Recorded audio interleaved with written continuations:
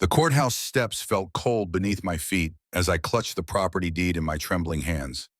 Carol Bailey, the woman claiming to be Lionel Price's daughter, stood 20 feet away with her lawyer, her eyes burning with the kind of rage that comes from losing something you thought was rightfully yours. The judge had just ruled in my favor, but I could see she was not done fighting.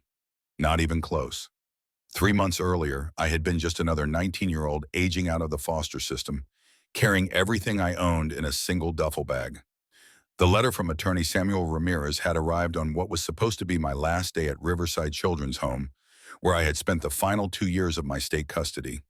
The envelope was thick, official-looking, with a return address from a law firm in Cedar Valley, a town I had never heard of in rural Kansas. Inside was a letter that would change everything. Mr. Gary Lopez, it began, I regret to inform you that Mr. Lionel Price passed away on March 15th. As his attorney, I am writing to inform you that you have been named as the sole beneficiary of his estate, including his farm property and all assets. Mr. Price left specific instructions that you should be contacted immediately upon his death.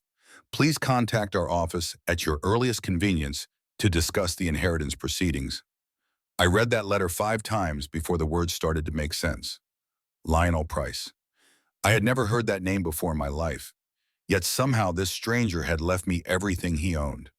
The letter mentioned that Mr. Price had specifically requested that I be found and contacted, which meant he knew about me somehow.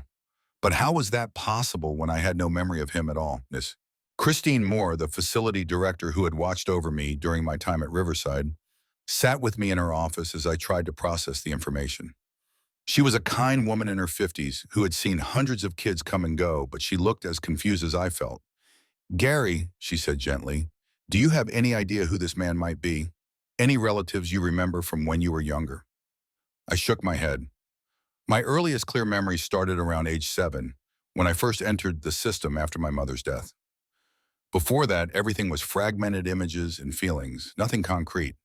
I had been told my father was unknown, and my mother had no family that could be located. The idea that some farmer in Kansas knew about me well enough to leave me his entire estate was impossible to understand. Before we see how this ends, tell us where you're watching from and hype this video in the comments. This story is about to get wild, and I want to know if any of you have ever experienced something this unexpected. Mrs. Moore helped me call the law office that afternoon. Samuel Ramirez had a warm voice with a slight accent, and he seemed genuinely pleased to hear from me. Mr. Lopez, he said, I have been looking forward to this call for quite some time. Mr. Price spoke about you often, though he never explained the exact nature of your relationship. He was very specific that his property should go to you, and he set aside funds to ensure you could travel here to claim it. The questions tumbled out of me. How did he know about me? What kind of property was it? Why me? But Mr. Ramirez explained that Mr. Price had been very private about his reasons, leaving only a sealed letter to be given to me in person. The property was a working farm, about 200 acres with a house, barn, and various outbuildings. There was also a modest savings account and some equipment. Within a week, I was on a Greyhound bus heading west across Missouri toward Kansas, watching the landscape change from urban sprawl to rolling farmland. I had never been outside the city before, and the endless fields and open sky felt both beautiful and intimidating. Everything I owned was still in that same duffel bag, plus a cardboard box containing the few personal items I had accumulated over the years. Cedar Valley turned out to be the kind of small town where everyone knew everyone else's business. The bus dropped me off at a combination gas station and diner on what appeared to be the main street. Samuel Ramirez had arranged to meet me there, and I spotted him immediately when I walked inside.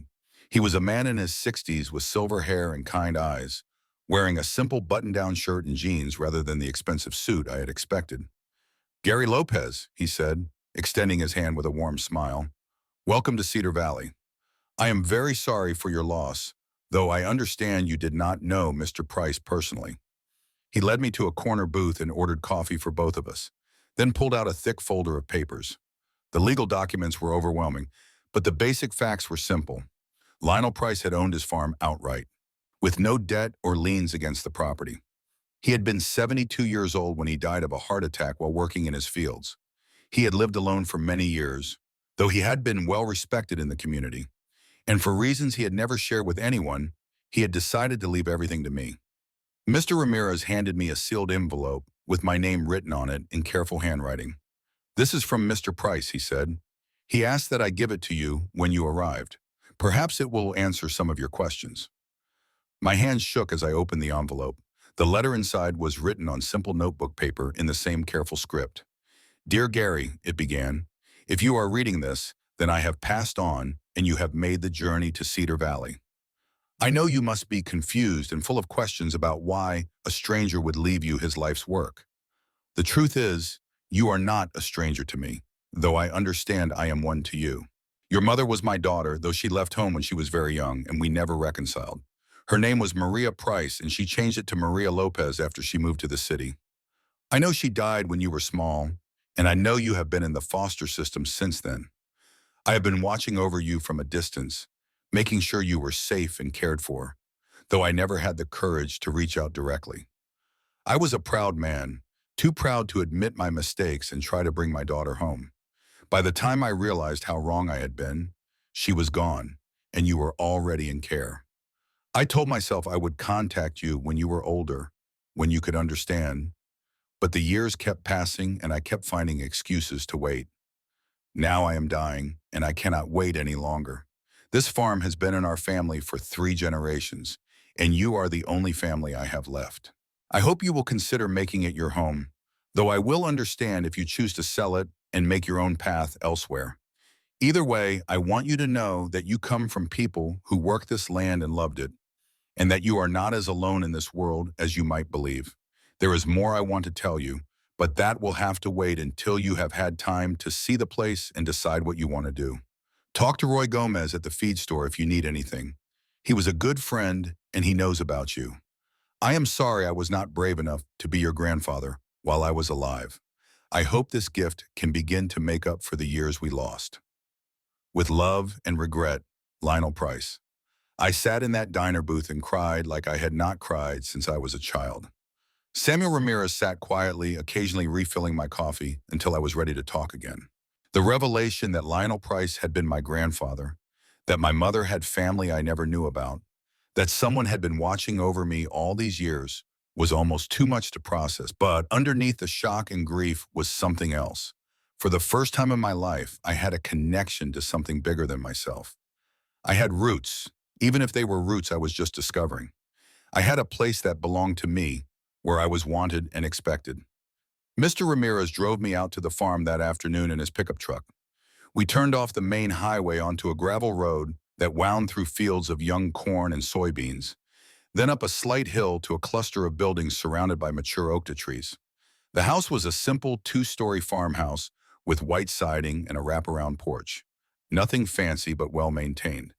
The barn was a classic red structure with a metal roof, and there were several smaller outbuildings scattered around the property. "This is it," Mr. Ramirez said as we climbed out of the truck. "Your inheritance. 215 acres, all of it good farmland. The house has been empty since Mr. Price died, but Roy Gomez has been keeping an eye on things." As if summoned by his name, a pickup truck came up the driveway and a man in his 50s got out. Roy Gomez was tall and weathered, with the kind of deep tan that comes from a lifetime of outdoor work. He approached us with a slight smile and an appraising look. "So you are Gary," he said, extending a calloused hand. "Lionel talked about you plenty, though he never said much about why you two had never met. I am glad you made it out here." Roy gave us a tour of the property, pointing out the various fields and explaining what crops had been planted. Where the farm had been well managed, he explained, though Lionel had been scaling back his operations in recent years due to his age. Most of the land was currently leased to neighboring farmers, which provided a steady income without requiring much day-to-day work. The house tour was more emotional. Everything was clean and organized, as if Lionel had been preparing for my arrival. The furniture was simple but comfortable, and the walls were covered with photographs I had never seen before. Pictures of my mother as a child and teenager, family gatherings, farm life through the decades. In the living room, there was a framed photo of a young woman holding a baby, and I realized I was looking at my mother and myself. Roy noticed me staring at the photograph. "That was taken right before Maria left," he said quietly. "Lionel carried a copy of it in his wallet until the day he died. He never stopped hoping she would come home. The next few days passed in a blur of legal paperwork and practical arrangements. Samuel Ramirez helped me navigate the process of officially inheriting the property, which involved more signatures and notarizations than I had expected. I stayed in a small motel in town while we sorted everything out, spending my days exploring the farm and trying to imagine what my life might look like here. The people of Cedar Valley were curious about me, but generally welcoming. Word had gotten around that I was Lionel Price's grandson, and most folks seemed to approve of his decision to leave me the farm. At the diner where I ate most of my meals, the waitress, Kelly Gutierrez, always made sure my coffee cup was full and my questions were answered. She was about my age with a bright smile and seemed to know everyone in town. "Your grandfather was a good man," she told me one morning as I sat at the counter eating breakfast. "Quiet, kept to himself mostly, but always willing to help when someone needed it. He used to come in here every Sunday morning for coffee and pie, always sat in that same booth by the window. He would ask about you sometimes, wonder how you were doing, if you were staying out of trouble." The revelation that people in this town had known about me for years was still hard to process. I had grown up feeling completely alone in the world, yet there had been this whole community of people who knew I existed and cared about my well-being from a distance. Roy Gomez became my informal guide to farm life during those first weeks. He showed me around the property in detail, explaining the irrigation systems, the crop rotation schedules, and the maintenance requirements for the various buildings. The learning curve was steep for someone who had never lived anywhere but the city, but Roy was patient and encouraging. "You have got good instincts," he told me one afternoon as we repaired a section of fence together. "Lionel always said farming was more about common sense than anything else. You can learn the technical stuff, but you either have the feel for the land or you do not. I think you have got it." I wanted to believe him, but everything felt overwhelming. The responsibility of owning so much land, of maintaining the legacy that Lionel had built, of living up to the faith he had placed in me, was enormous. Some nights I lay awake in the farmhouse, listening to the unfamiliar sounds of the countryside and wondering if I was in over my head. It was during my third week in Cedar Valley that Carol Bailey showed up.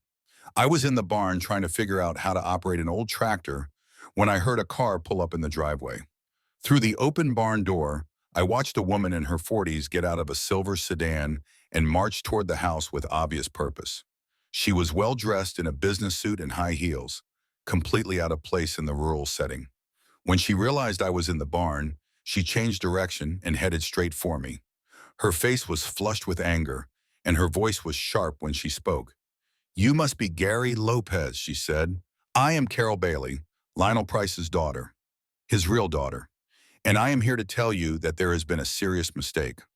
I climbed down from the tractor, confused and suddenly defensive. "I thought my mother was his daughter," I said. "He left me a letter explaining everything." Carol Bailey laughed, but there was no humor in it. "Your mother was a runaway who lived with my father for a few months when she was 16, she said. "She was not his daughter, just some troubled girl he took in out of pity. I am his actual daughter, his only child, and this farm should belong to me." The accusation hit me like a physical blow. Everything I had learned about my family, about my connection to this place, suddenly felt uncertain. Carol Bailey seemed completely convinced of what she was saying, and she had the kind of confidence that comes from righteous anger. "I have been living in California for the past 20 years, she continued, "but I grew up on this farm. My father and I had our differences, but that does not change the fact that I am his legal heir. Whatever story that girl told him about being his daughter was a lie, and this whole inheritance is based on fraud."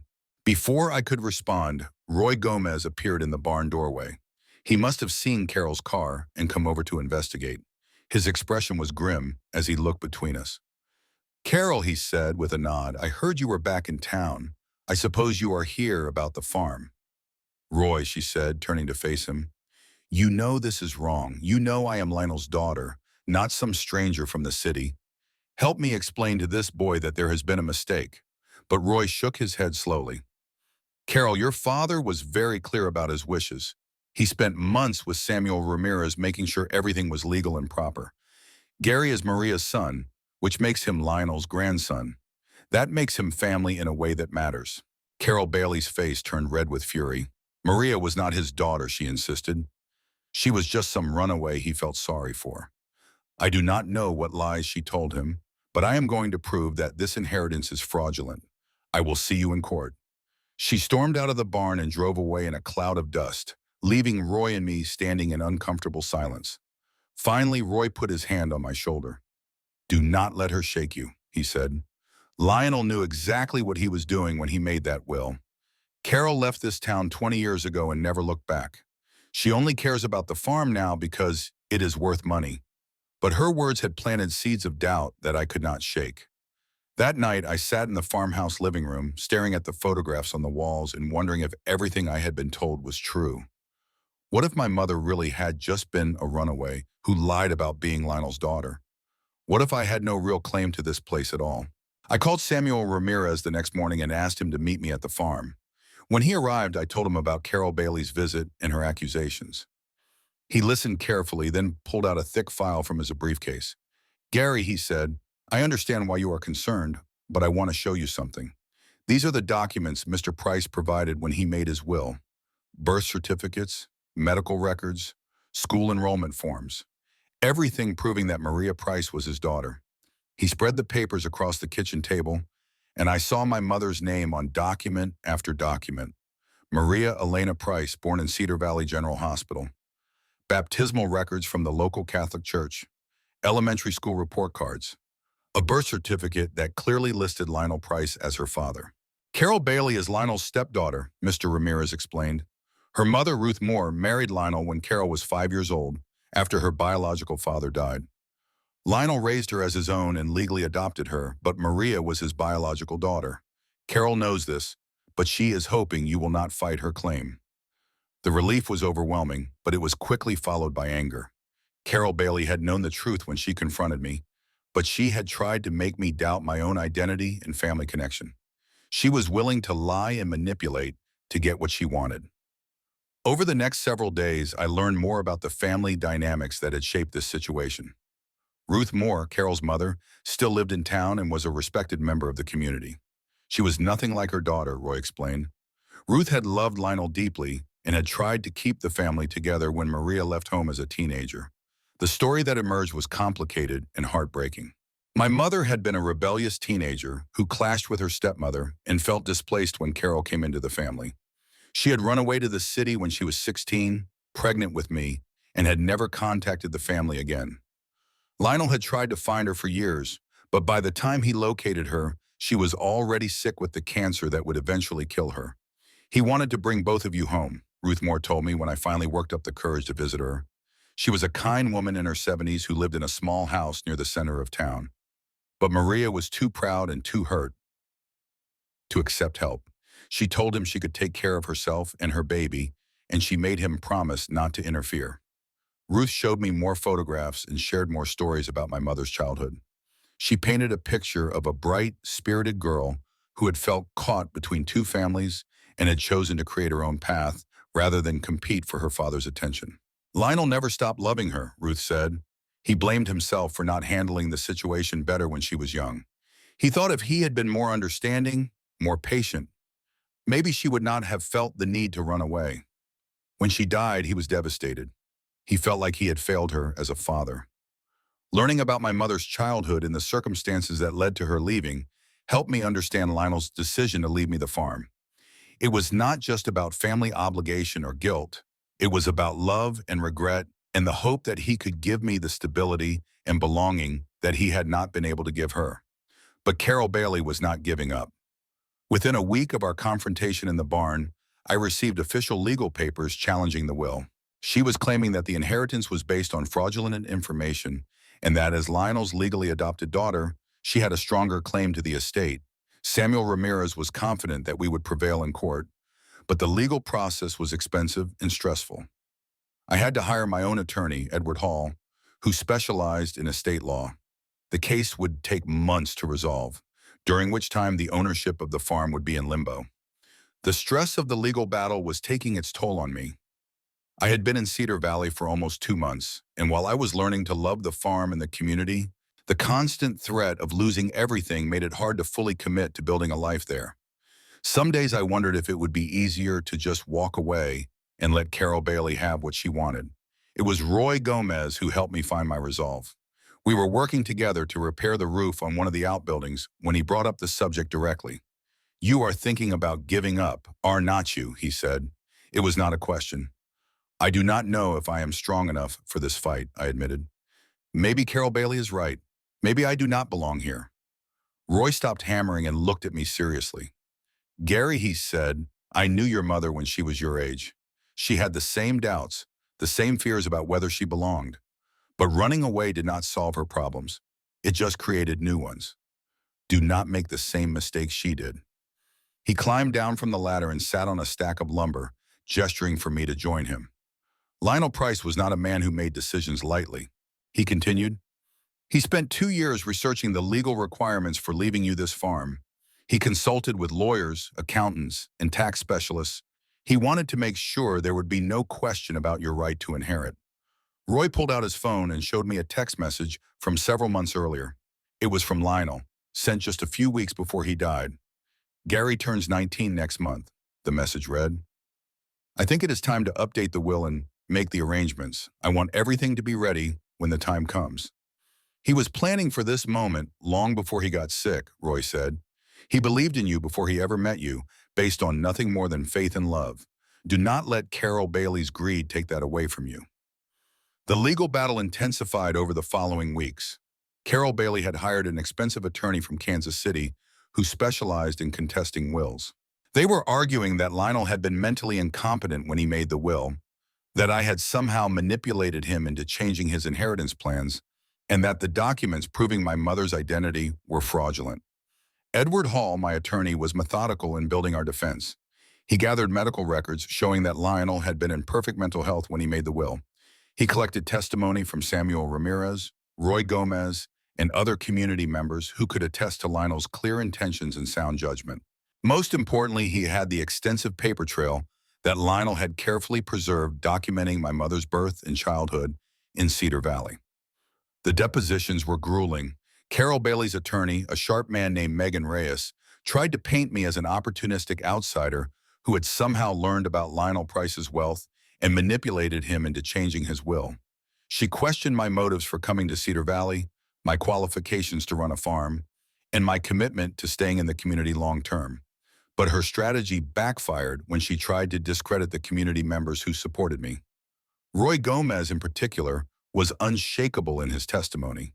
He had known the Price family for 30 years, he explained, and he had been present for many conversations where Lionel talked about his daughter Maria and his grandson Gary. There was never any doubt in Lionel's mind about the family relationships or his intentions for the inheritance. Samuel Ramirez was equally compelling in his testimony. He had worked with Lionel for over a year to structure the inheritance properly, and he had multiple written records of their conversations and planning sessions. Lionel had been very specific about wanting to leave everything to me, and he had taken extensive steps to ensure the legal transfer would be smooth and uncontestable. The most damaging testimony for Carol Bailey came from her own mother. Ruth Moore was called as a witness by Carol's attorney, who apparently expected her to support her daughter's claim. Instead, Ruth testified that Lionel had always considered Maria to be his true daughter and that he had never gotten over the guilt of not being able to reconcile with her before she died. Carol was a good daughter to Lionel, Ruth said from the witness stand, but she made her own life in California and rarely contacted him in recent years. Maria was the child of his heart, even though she broke it when she left. Giving the farm to her son was Lionel's way of healing that old wound. As the legal proceedings dragged on, I found myself becoming more deeply connected to the farm and the community. Roy Gomez had hired me to help with various projects around town, which gave me practical experience with farming equipment and techniques while also providing some income during the uncertain period. I was learning to drive tractors, repair irrigation systems, and understand the rhythms of agricultural life. Kelly Gutierrez, the waitress from the diner, had become a close friend and eventually something more. She was studying agricultural business at the community college and dreamed of eventually running her own farm operation. We spent long evenings walking through the fields, talking about our plans for the future and the kind of life we wanted to build together. The community support was overwhelming. People I barely knew would stop by the farm to offer help with maintenance projects or to share advice about farming techniques. The local church invited me to join their monthly potluck dinners, where I heard stories about Lionel and my mother that helped me understand my family history better. But it was the discovery of my mother's room that finally convinced me I was exactly where I belonged. Roy had mentioned that Lionel had kept Maria's bedroom exactly as she had left it when she ran away, but I had been too emotional to explore it during my first weeks at the farm. Finally, 3 months after arriving in Cedar Valley, I worked up the courage to climb the stairs and open the door to the small room at the end of the hall. Everything was preserved like a museum exhibit from the 1980s. Posters of rock bands on the walls, a desk covered with high school notebooks and letters from friends, a bookshelf filled with young adult novels and poetry collections. But what caught my attention was a journal lying open on the bed, as if my mother had just stepped away for a moment. The journal entries were heartbreaking to read. They chronicled a teenage girl's struggle to find her place in a complicated family dynamic, her dreams of life beyond the small town, and her growing realization that she was pregnant with me. The final entry, dated just days before she left Cedar Valley, was a letter addressed to me. "My dear baby," she had written, "I do not know if I will ever have the courage to tell you about your grandfather in this place where you were conceived. I am leaving because I am scared and proud and too young to know how to fix the mistakes I have made. But I want you to know that you come from good people who love the land and each other, even when they do not know how to show it. If something ever happens to me, I hope you will find your way back here and discover the roots I was too foolish to appreciate." I sat on my mother's bed and cried for the girl she had been and the woman she never got to become. But I also felt a profound sense of connection to this place and these people who had shaped her life and indirectly mine. This was not just an inheritance I had stumbled into by accident. This was my mother's gift to me, her way of ensuring I would have the family and belonging she had not been able to provide while she was alive. The court hearing was scheduled for a Thursday morning in late September. Edward Hall was confident in our case, but he warned me that judges could be unpredictable in family disputes. Carol Bailey's attorney was skilled and persuasive, and there was always a chance that the judge might be swayed by her arguments about blood relationships and legal adoption. I barely slept the night before the hearing. Kelly stayed with me at the farm, and we sat on the front porch until dawn, watching the sun rise over the fields that might or might not be mine by the end of the day.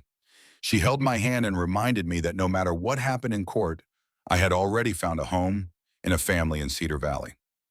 The courthouse in the county seat was an imposing brick building that had been built in the early 1900s. Carol Bailey was already there when I arrived with Edward Hall, surrounded by her legal team and looking confident in an expensive Navy suit. She nodded coolly in my direction but did not speak.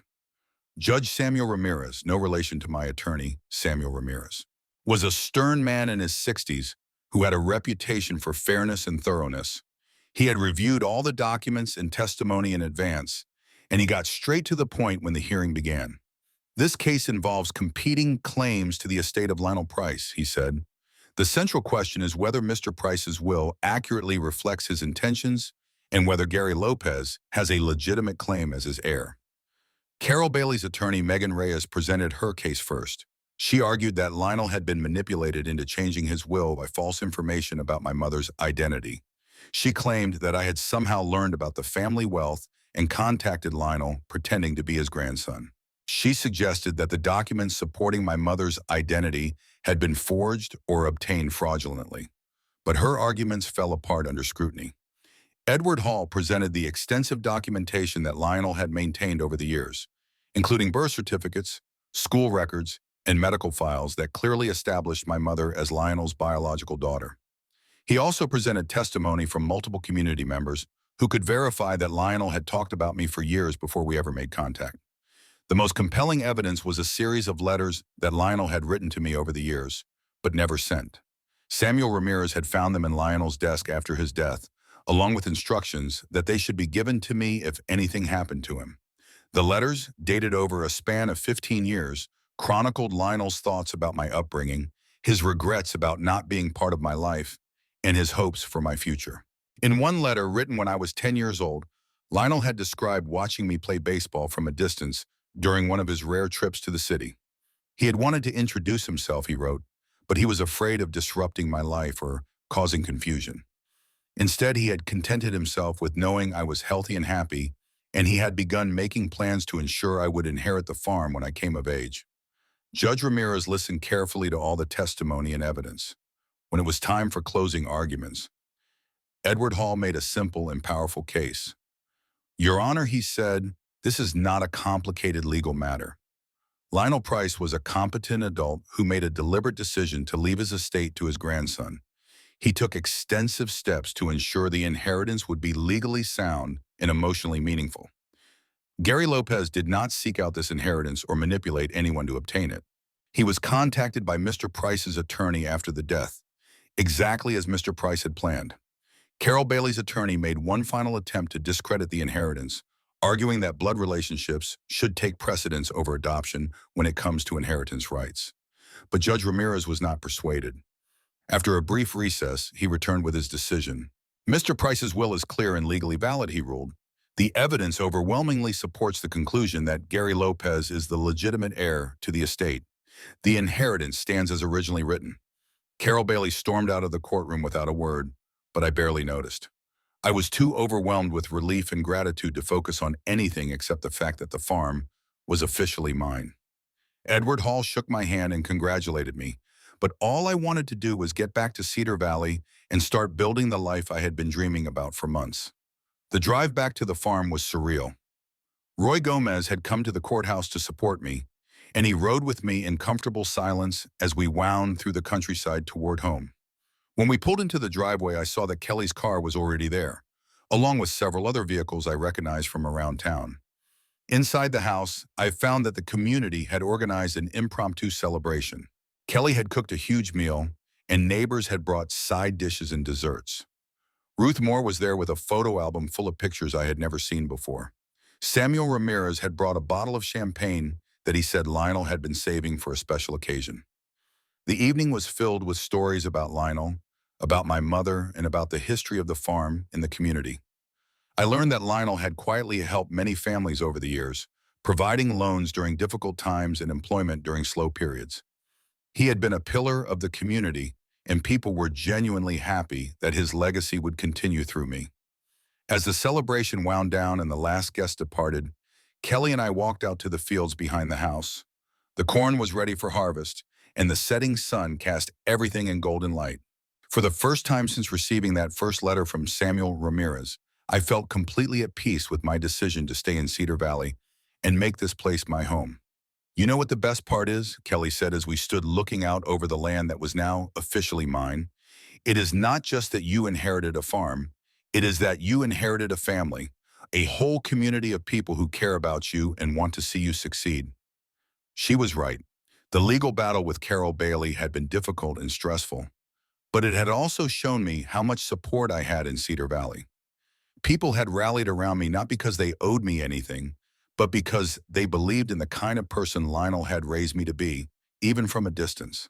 That night, I sat in the living room where I had first read Lionel's letter, surrounded by the photographs and memories of a family I was still getting to know. I thought about my mother and the choices she had made as a scared teenager, about Lionel and the regrets he had carried for decades, and about the unlikely series of events that had brought me to this place. I also thought about the future I wanted to build. The farm was profitable but could be improved with modern techniques and equipment. Kelly and I had talked about expanding into organic vegetables and direct marketing to restaurants in nearby cities.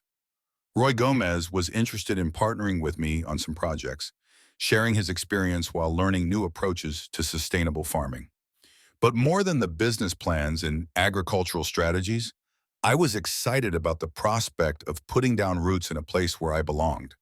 For the first time in my life, I had a real home, not just a place to stay temporarily while waiting for the next transition. The first year of running the farm was a steep learning curve, but I had excellent teachers in a supportive community. Roy Gomez became my unofficial mentor, patiently explaining everything from soil management to equipment maintenance. The neighboring farmers included me in their informal networks for sharing information about weather patterns, market prices, and new techniques. Kelly graduated from community college that spring with her degree in agricultural business, and she moved in with me at the farmhouse. We were married the following summer in a simple ceremony at the local church, with most of the town in attendance. Ruth Moore gave Kelly away, since her own parents had moved to Arizona several years earlier. The wedding was everything I had never dared to dream about as a kid in foster care. A real family celebration, with people who had known me long enough to care about my happiness and success. Lionel's absence was felt by everyone, but Roy gave a toast in which he said that Lionel would have been proud to see his grandson surrounded by so much love and community support. Carol Bailey never returned to Cedar Valley after the court hearing, though I heard through Ruth Moore that she had eventually accepted the judge's decision and moved on with her life in California. I felt no animosity toward her, understanding that her anger had come from her own sense of loss and displacement. In a different situation, I might have reacted the same way. The farm prospered under our management. Kelly's business education complemented my growing practical knowledge, and together we implemented improvements that increased both productivity and profitability. We diversified into organic vegetables, started a small farmers market operation, and developed relationships with several high-end restaurants in Kansas City that valued locally sourced ingredients. But the most meaningful changes were personal rather than financial. The farmhouse that had felt so empty and overwhelming when I first arrived became a warm and welcoming home filled with laughter and purpose. Kelly and I hosted regular dinners for friends and neighbors, continuing the tradition of community gathering that Lionel had maintained for decades. We also started a small scholarship fund for kids aging out of foster care who wanted to pursue agricultural education. It was our way of honoring both Lionel's generosity and my own experience of growing up without family support. The first recipient was a young woman from Kansas City who had never seen a farm before but was passionate about sustainable food systems. 3 years after inheriting the farm, Kelly and I welcomed our first child, a daughter we named Maria in honor of my mother. Holding her in the same house where my mother had grown up, surrounded by the photographs and memories of previous generations, was an emotional experience that connected me to my family history in a profound new way. Roy Gomez, who had become like a father to me, was one of the first people to meet baby Maria. He held her carefully in his weathered hands and told her stories about her great-grandfather Lionel and the legacy she was inheriting. Watching him with my daughter, I realized how much my life had changed since that confused and frightened 19-year-old had stepped off the Greyhound bus in Cedar Valley. Ruth Moore became Maria's honorary grandmother, sharing stories about my mother's childhood and teaching us family traditions that had been lost when my mother left home. She helped us plant a garden using seeds that had been saved from Lionel's original plantings, connecting our daughter to the land in the same way that previous generations of the family had been connected. The community that had welcomed me as a stranger had become my extended family. Kelly's parents visited regularly from their retirement home in Arizona, and they treated me like the son they had never had. The neighbors who had helped me learn farming continued to be sources of advice and support as we faced new challenges and opportunities. Samuel Ramirez remained our family attorney and became a close friend. He often stopped by the farm for Sunday dinner, sharing stories about Lionel and the legal work they had done together to ensure my inheritance would be secure. He took particular pride in watching me succeed, knowing that his careful legal work had made it all possible.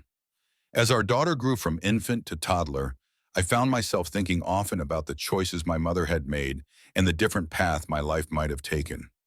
If she had not been brave enough to leave Cedar Valley when she was pregnant, I might have grown up on this farm from the beginning, but I also might not have developed the resilience and independence that's serving me well as an adult. The foster care system that had seemed like such a burden during my childhood had actually prepared me for the challenges of running a farm and building a business.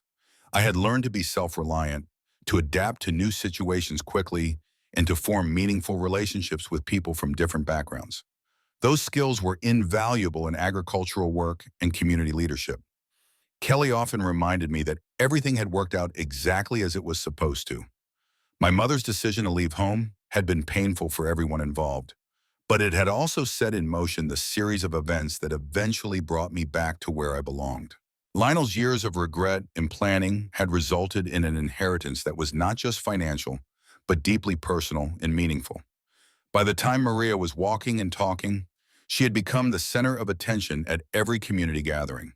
The same people who had welcomed me as a stranger were now watching her grow up with the kind of invested interest that comes from genuine family connection.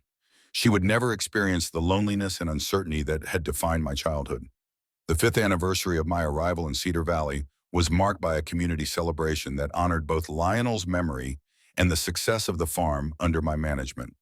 The local newspaper ran a feature story about the young man who had inherited a farm from a grandfather he had never met and had turned it into one of the most innovative agricultural operations in the region. But for me, the real milestone was more personal. I had finally reached the point where Cedar Valley felt completely natural as home. The initial sense of being an outsider looking in had been replaced by deep roots and genuine belonging. I knew every road in the county, every family in town, every field and fence line on the farm. Maria was old enough to help with simple farm tasks, and she showed the same natural affinity for the land that Roy Gomez had recognized in me years earlier. She loved feeding the chickens we had added to our operation, collecting eggs, and riding in the tractor during planting and harvest seasons. Watching her connect with the farm in ways I had never been able to as a child was both healing and hopeful. Kelly and I had expanded our operation to include a small bed and breakfast for visitors who wanted to experience farm life. The extra income was helpful, but more importantly, it gave us a way to share the beauty and peace of rural living with people from urban areas who rarely had the opportunity to see where their food came from. Many of our guests were families with children who had never seen crops growing or animals being cared for. We offered educational tours and hands-on experiences that helped city kids understand the connection between farming and the food on their tables. It was our way of building bridges between rural and urban communities. The bed and breakfast also became a way to honor Lionel's memory more directly. We converted one of the outbuildings into a small museum showcasing the history of the farm and the Price family. Visitors could see photographs spanning 4 generations, learn about the evolution of farming techniques over the decades, and understand the personal stories that had shaped this particular piece of land. Ruth Moore helped us create the museum displays, sharing artifacts and stories that brought the family history to life. She had become not just Maria's honorary grandmother, but also the keeper of family traditions that connected us to the past while pointing toward the future. The legal victory over Carol Bailey had been important for securing my inheritance, but the real victory had been much more gradual and personal. It was the accumulation of relationships, experiences, and accomplishments that had transformed me from a foster kid with no family into a respected member of a close-knit community. Roy Gomez, now in his 60s, had begun talking about retirement and his desire to see me take on more leadership roles in local agricultural organizations. I had been elected to the board of the County Farm Bureau and had become a spokesperson for sustainable farming practices in regional publications. The recognition was flattering, but what mattered more was the trust it represented. The same farmers who had been skeptical of the city kid who inherited Lionel's place now sought my advice on crop rotation, soil management, and marketing strategies. I had earned their respect through hard work and demonstrated competence. Kelly had started teaching part-time at the community college, sharing her business expertise with students who wanted to pursue careers in agriculture. Her classes were popular because she combined theoretical knowledge with practical experience from our own farm operation. She was building the next generation of agricultural professionals while contributing to our local economy. Our success had not gone unnoticed by agricultural, extension services, and farming publications. We had been featured in several magazines as an example of how young farmers could build profitable and sustainable operations. The attention brought visitors from other states who wanted to learn about our techniques and approach. But the most meaningful recognition came from our own community. When the town decided to establish a scholarship fund for local high school graduates pursuing agricultural education, they asked me to serve as the chairman of the selection committee. It was an honor that reflected the community's confidence in my judgment and commitment to the next generation. The scholarship recipients reminded me of my own journey from uncertainty to belonging. Many of them were first-generation college students from farming families who were not sure they could afford higher education. Others were young people from non-farming backgrounds who had developed a passion for agriculture through 4-H or Future Farmers of America programs. Helping these students pursue their dreams while staying connected to rural communities became one of my most rewarding responsibilities. I saw in their faces the same mixture of hope and determination that I had felt when I first arrived in Cedar Valley with nothing but a duffel bag and a letter from a grandfather I had never met.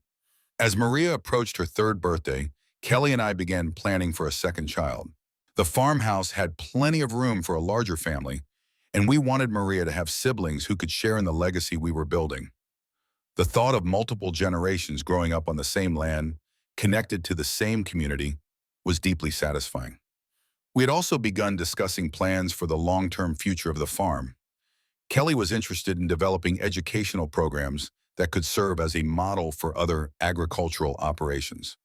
I was exploring opportunities to mentor other young farmers who wanted to start their own operations, but lacked the resources or experience to get started. The land that Lionel had preserved and improved over decades was now being prepared for another generation of stewardship. The sustainable practices we had implemented were improving soil health and water conservation while maintaining profitability. The farm was not just surviving but thriving under our management. The letter from Carol Bailey arrived on a Tuesday morning in late spring, almost 6 years after our court battle. I recognized her handwriting on the envelope, and my first instinct was to worry that she was planning another legal challenge. But when I opened it, I found something completely unexpected. "Dear Gary," she had written, "I hope this letter finds you and your family well. I have been thinking about our confrontation all those years ago, and I realize that I owe you an apology. I was angry and hurt about my father's death, and I took those feelings out on you in a way that was unfair and cruel. I have spent the past several years in therapy, working through my complicated relationship with Lion, and my feelings about the family dynamics that shaped my childhood. I now understand that my anger was not really about the farm or the inheritance. It was about feeling displaced and unimportant, feelings that went back to my childhood and had nothing to do with you. I also want you to know that I have been following news about the farm and your success there. The articles I have read make it clear that Lionel made the right choice in leaving the property to you. You have honored his legacy in ways that I probably never could have, and you have built the kind of life and family that he always dreamed about. I would like to visit Cedar Valley sometime, if you would be willing to meet with me. Not to relitigate the past or make any claims, but to see what you have accomplished and to pay my respects to Lionel's memory. I think it would help me find some closure on this chapter of my life. If you are not comfortable with a visit, I understand completely, but if you are willing, please let me know when might be a good time. Sincerely, Carol Bailey." I showed the letter to Kelly over breakfast, and we discussed how to respond. My initial reaction was skepticism, wondering if this was some kind of new strategy to challenge the inheritance or cause problems for our family. But Kelly, who had a gift for reading people's motivations, thought the letter sounded genuine. "She has had 6 years to challenge the court decision if she wanted to," Kelly pointed out, and she specifically said she was not making any claims. Maybe she really has worked through her issues and just wants to make peace. After thinking about it for several days, I decided to call Carol Bailey and invite her for a visit. The conversation was awkward at first, but she seemed genuinely different from the angry woman who had confronted me in the barn years earlier. She was softer, more reflective, and clearly nervous about how I would receive her. We arranged for her to visit during a weekend in June when the farm would be at its most beautiful. She flew into Kansas City and drove out to Cedar Valley, staying at our bed and breakfast rather than imposing on our family directly. It was a thoughtful gesture that showed she understood the boundaries of our relationship. When she arrived on Saturday morning, I was struck by how much she had changed. The sharp business suit and aggressive demeanor were gone, replaced by casual clothes and a tentative smile. She was still clearly a successful professional, but she seemed more human and approachable than she had during our previous encounters. Kelly had prepared a tour of the farm that would showcase the improvements we had made while also highlighting the elements that connected back to Lionel's original vision. We started with the fields where we grew organic vegetables, explaining our sustainable farming practices and our direct marketing and relationships with local restaurants. Carol was genuinely interested in the technical aspects of our operation, asking intelligent questions about soil management, crop rotation, and pest control. It became clear that she had inherited Lionel's intelligence and curiosity, even if she had channeled those traits into a different career path. The most emotional moment came when we visited Lionel's grave in the small cemetery behind the local church. Carol had brought flowers, and she stood quietly for several minutes before speaking. "I never got to say goodbye," she said. We had not spoken for almost 2 years before he died, and I was too proud to reach out. I thought there would always be more time to fix our relationship. She turned to me with tears in her eyes. I was so angry when I learned about the inheritance because it felt like proof that he loved Maria more than me, even after she was gone. But I realized now that it was not about loving one of us more. It was about trying to heal the wounds that had torn our family apart. The rest of the visit was more relaxed. Carol shared stories about her childhood on the farm, helping me understand more about the family dynamics that had shaped my mother's experience. She also talked about her own life in California, her career in marketing, and her struggles with relationships and family. By Sunday evening, when it was time for her to leave, we had established a tentative but genuine connection. We were not going to become close friends, but we had found a way to coexist peacefully as members of the same extended family. She promised to stay in touch and expressed hope that she could visit again sometime. The reconciliation with Carol Bailey was healing for me in ways I had not expected. It closed a chapter of conflict and uncertainty that had been hanging over our family since my arrival in Cedar Valley. More importantly, it gave me a more complete picture of the family dynamics that had shaped both my mother's life and my own inheritance. That fall, we welcomed our second child, a son we named Lionel in honor of my grandfather. Carol Bailey sent a thoughtful baby gift and a card congratulating us on our growing family.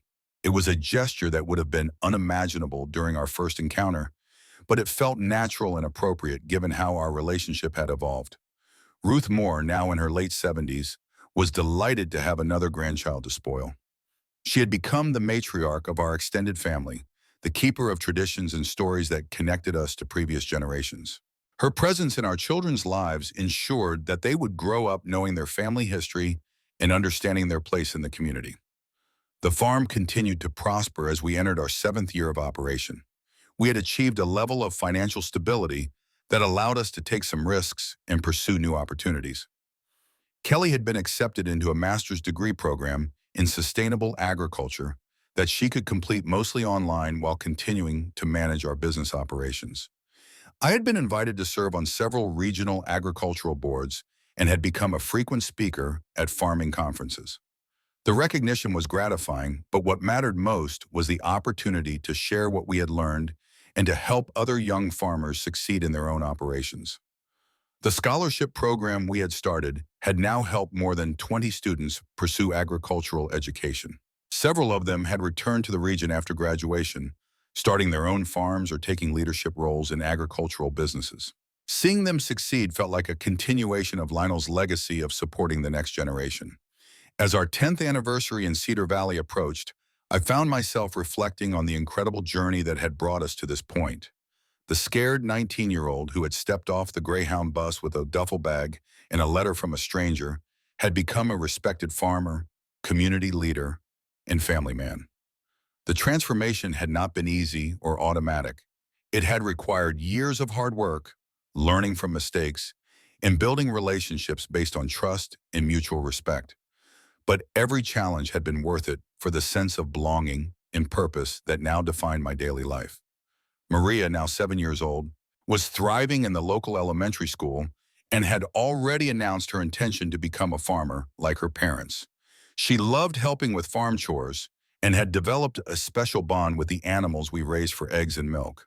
Her confidence and security were everything I had never had as a child. Little Lionel, now 3, was following in his sister's footsteps with an early fascination for tractors and growing things.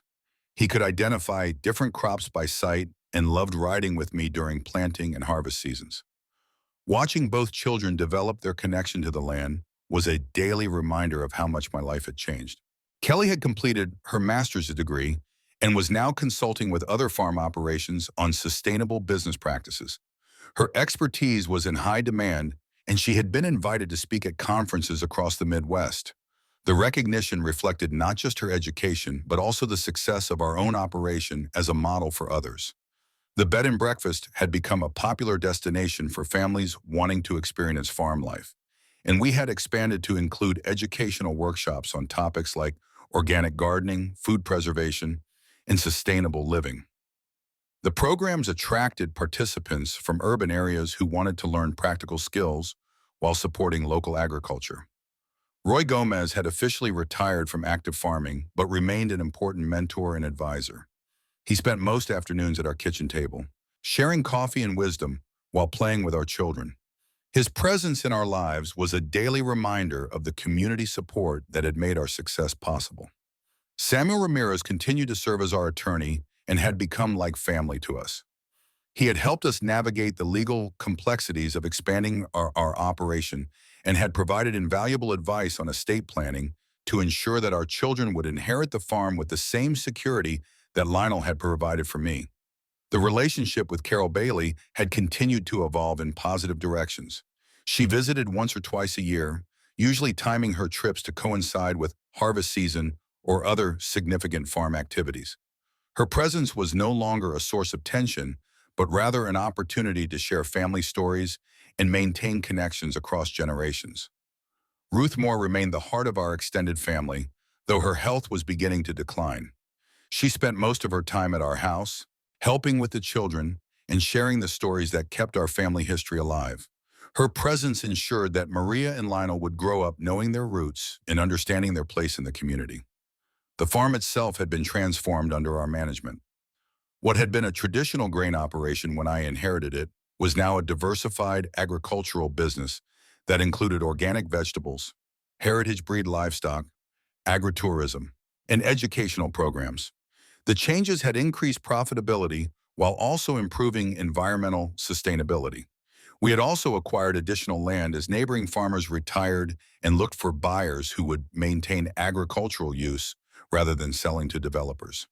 The expansion had been carefully planned to ensure we could manage the additional acreage without compromising the quality of our operations.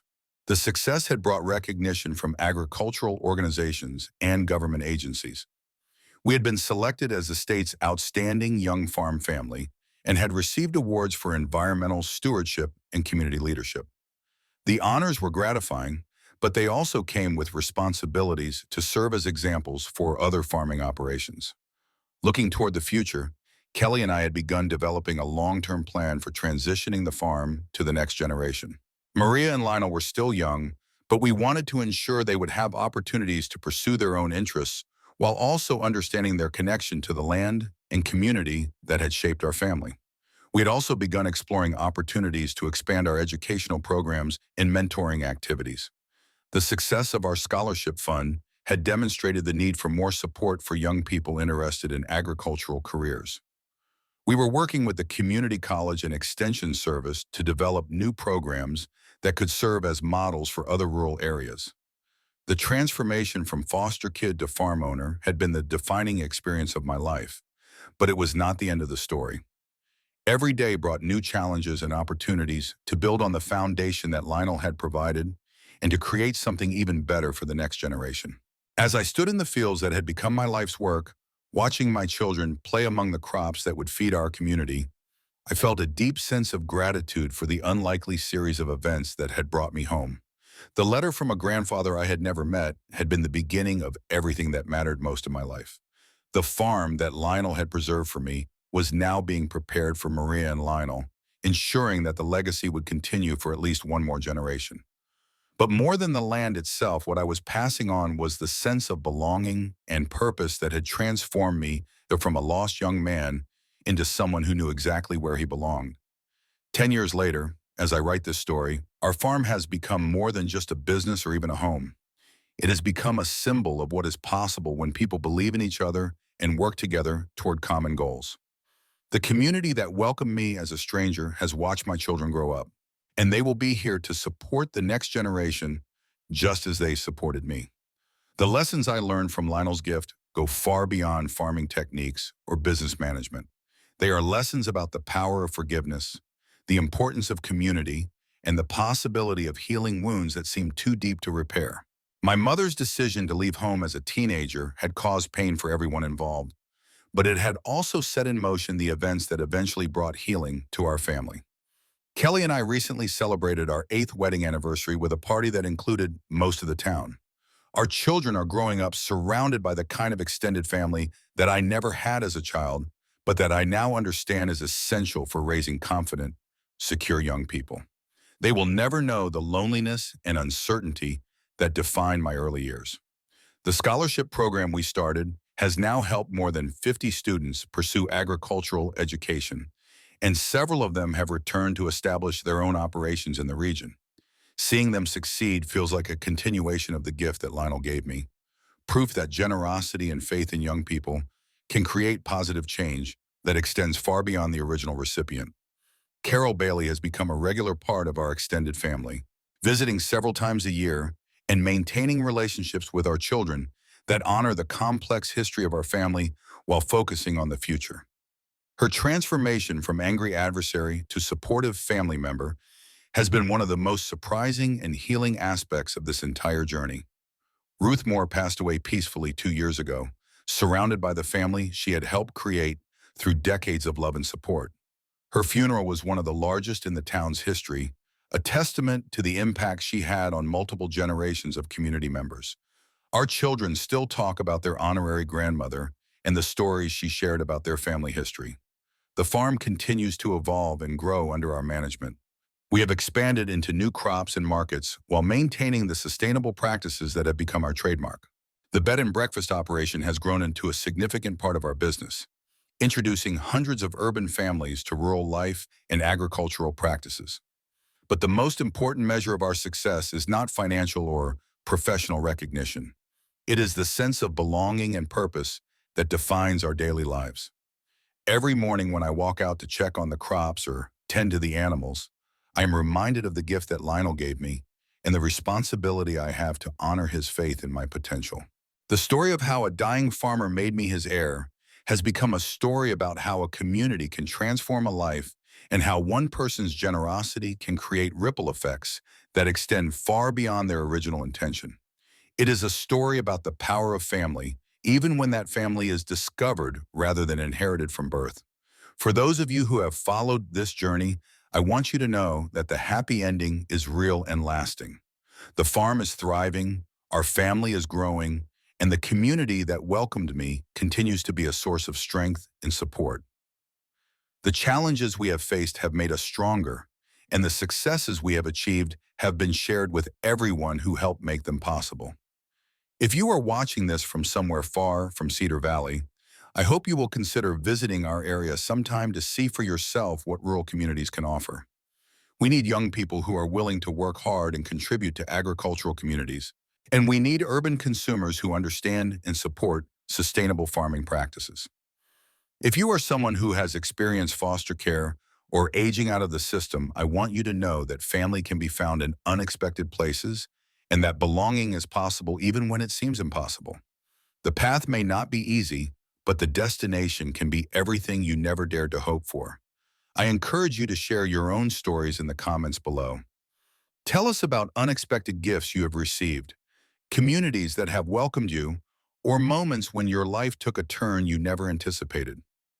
These stories connect us across distances and differences, reminding us that we are all part of something larger than ourselves. Thank you for sharing this journey with me. The farm that began as Lionel's gift to a grandson he never met has become a gift to everyone who has been part of our story. And the story continues every day as our children grow and learn and prepare to carry this legacy into the future. The letter that changed my life arrived exactly when I needed it most, proving that sometimes the most important gifts come from the most unexpected sources.